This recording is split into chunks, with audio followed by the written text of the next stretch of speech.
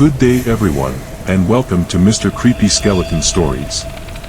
For today's story collection we will be featuring frightening psychopath clowns.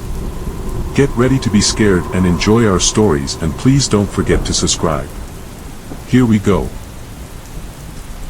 Story 1. My name is Helen and I'm here to tell you my harrowing story of survival from the attack of a psychotic clown. It all began in the early morning hours.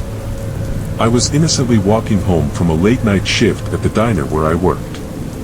Suddenly, a figure in a clown costume appeared in my path. At first, I didn't know what to think. But then the clown began bellowing strange, shrill laughter as he made a beeline straight for me. I had never been so terrified in my life. I could feel my heart pounding in my chest as I frantically glanced around looking for an escape route. But there was nowhere to go. The clown was directly in front of me. He was brandishing a large knife, and I knew that I was in serious danger. My instincts kicked in and I did the only thing I could think of: I ran. I ran as fast as my legs would carry me, dodging and weaving around street corners and buildings as I desperately tried to put distance between the clown and me. However, the clown was not giving up. He seemed determined to catch me.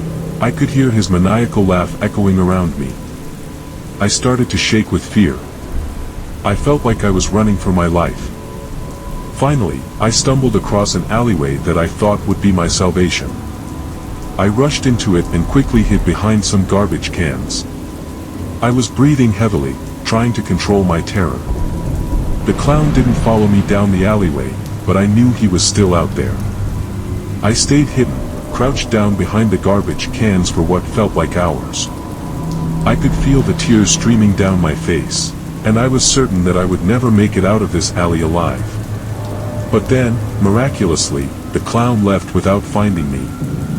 I waited until I was sure it was safe before finally making my way out. The next few days were a blur as I tried to make sense of what had happened.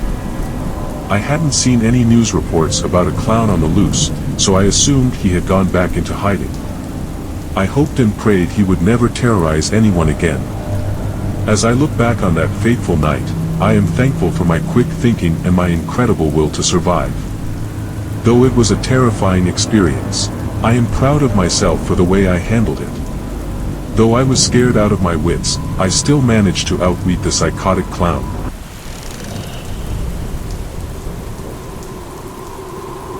Story 2. In the dark recesses of a small town, where shadows danced and the air grew heavy with every passing hour, there lived a clown. Not just any clown, but a twisted soul that reveled in fear and thrived on the terror of others. This was no ordinary clown. It was a psychopathic menace that disguised itself behind painted smiles and brightly colored costumes. His name was Jasper, and he had a story to tell. A story of how he gleefully scared his unsuspecting victims, sending shivers down their spines and stealing their tranquility. And tonight, in the old abandoned theater, he gathered a small group of adults who were brave enough to listen to his twisted tales. As the audience settled into their seats, there was an anticipation in the air, a mixture of curiosity and dread. Jasper, clad in his tattered multicolored suit, stood upon the stage, his eyes gleaming with malevolence. "Welcome, my dear ladies and gentlemen," he crooned, his voice dripping with sinister delight. "Tonight, I shall regale you with tales of pure horror, stories that will haunt your dreams and leave you trembling in the dead of night." The audience leaned forward, their hearts pounding, ready to be captivated by the darkness that would unfold before them. Jasper began his first story, his words laced with sadistic charm.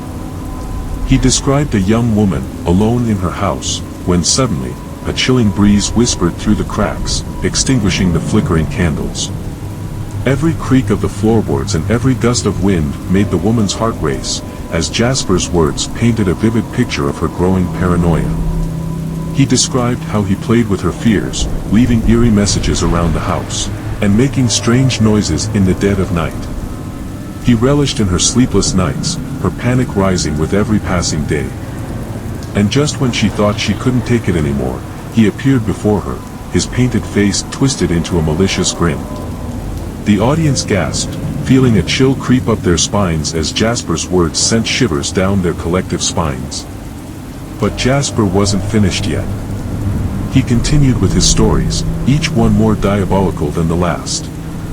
He described a couple spending a weekend getaway in a remote cabin, only to be tormented by the clown's relentless pursuit. He reveled in their terror, ratcheting up the tension until they were begging for mercy. And as he reached the climax of his last story, a beach vacation turned into a living nightmare. His words were infused with a maniacal glee. He described the clown terrorist's spree of psychological torment, as he preyed upon the smallest fears of his victims, pushing them to the edge of sanity. Finally, the stories came to an end, leaving the audience breathless and trembling in their seats. Jasper, with a twinkle in his eye, reveled in their fear. "Now, my dear friends," he whispered, his voice dripping with sinister delight, "remember, fear is a powerful force. It awakens something within us, something primal and raw. So, let the terror I have shared with you tonight linger in your bones, and may you never forget the darkness that resides within us all." As the audience slowly filed out of the theater, their minds filled with the chilling tales of the psychopathic clown, they couldn't help but question their own fears and the depths of their own nightmares. For Jasper's stories had reached deep into their souls, leaving an indelible mark on their psyches.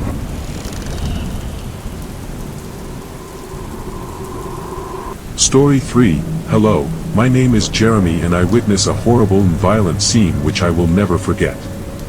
It all started one day as I was walking home from work when I saw a large black van parked in front of my house. I was about to ignore it and keep walking when I heard a loud noise coming from inside the van. My curiosity got the best of me and I decided to investigate. As I got closer to the van, I saw a strange figure lurking inside. It was a clown, dressed in a bright and colorful costume. The clown was staring at me with a menacing expression and I could tell he was not planning on any pleasantries. Before I could make a move, the clown leaped out of the van and rushed toward me with a steel pipe in his hand. He yelled at me to stay away, but I stayed rooted in my spot, unable to move. That's when he struck me with the pipe and I fell to the ground. The clown had my attention and I was helpless. He kept swinging the pipe at me as I crouched down into a ball.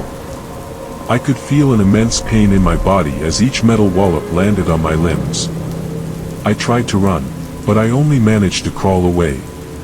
Eventually, he stopped, and I heard him laugh maniacally before he hopped back into the van. He quickly drove away, leaving me to bleed in agony in a pool of my own blood. I was able to crawl back home, but I was too traumatized to speak of what had happened to me. It has been months since this incident, and it still haunts me every single night. I sometimes relive the terror and the pain that I experienced on that day. The clown has not been seen ever since, but I know he's out somewhere, lurking in the shadows. I thought I should share my story to warn others of the danger of this insane clown. I know he is real and I don't want anyone else to experience what I did. I live in fear every day, but I am relieved to know that my attacker has not been seen in months. I hope he never shows his face near my town again. They say he might have moved on to another village, but I will stay vigilant.